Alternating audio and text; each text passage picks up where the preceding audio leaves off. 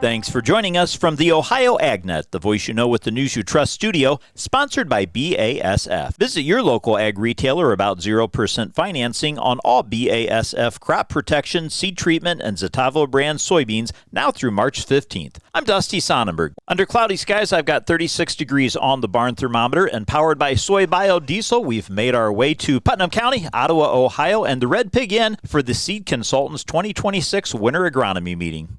Well, joining me today is Matt Hutchison with Seed Consultants. Matt, you've had a couple of these already. I guess my first question is, what have some of the conversations been that farmers have had at those meetings with you?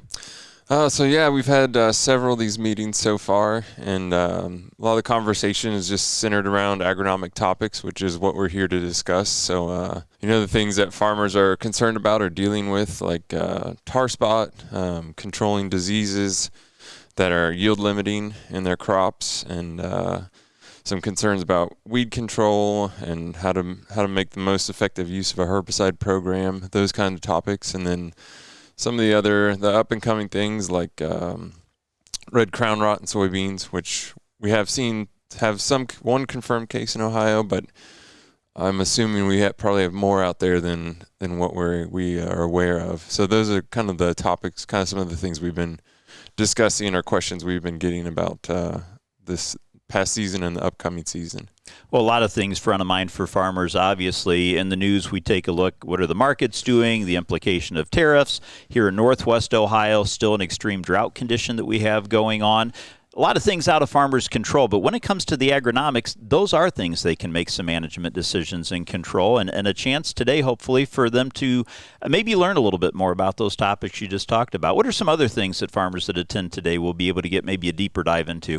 So we're talking about some of the up-and-coming technologies that will be available in the next 5 to 10 years, just some things they can look down the road towards. We're also talking about some last year, like everyone else, our plot planning program had an early window to plant and a late window to plant, and we pulled out some interesting yield data from that, comparing planting dates, so discussing the benefits of planting early for both corn and soybeans. We definitely saw a benefit if you could get in that April 20th time frame when we had that early window, but then also talking about the risks of planting early, and not just focusing on planting date. It is it favors high yields, but it's not a guarantee. So there's a lot of other things you got to make sure you're doing, and you don't just want to get out there to try to plant early and mud in the seed or cause compaction and other issues. So we're trying to discuss some of the data that we've pulled out of our research and our testing and some of the agronomic studies we're doing, and passing on what knowledge we can to the customers.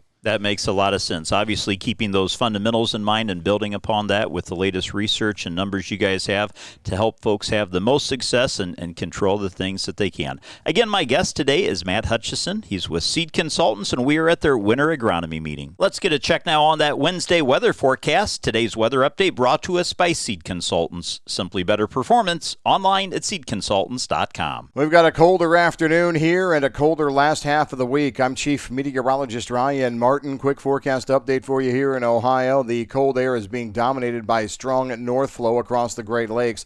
That means we have on again, off again, light snow activity that's going to be popping up here through the next few days.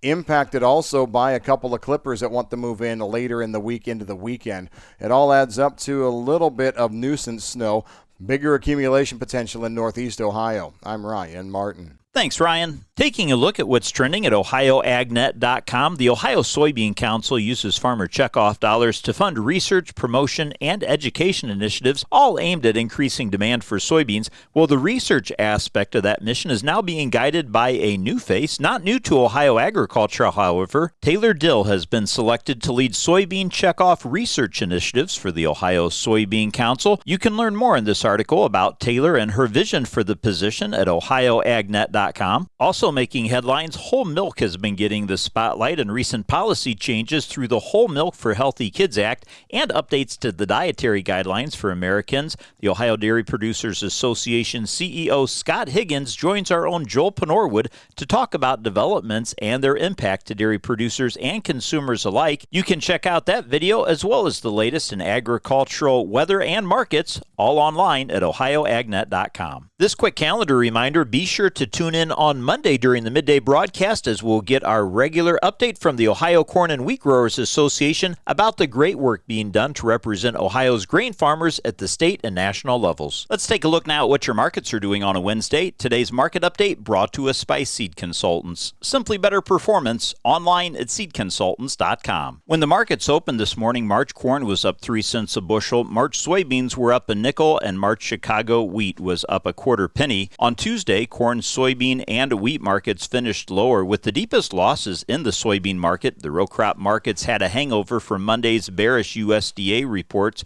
and surprised many traders. Currently on the Chicago Board of Trade, we find March corn up a penny and a half at $4.21 1/4. January soybeans trading a dime higher at $10.33 1/4, and wheat for July now up a quarter penny at $5.34 3/4.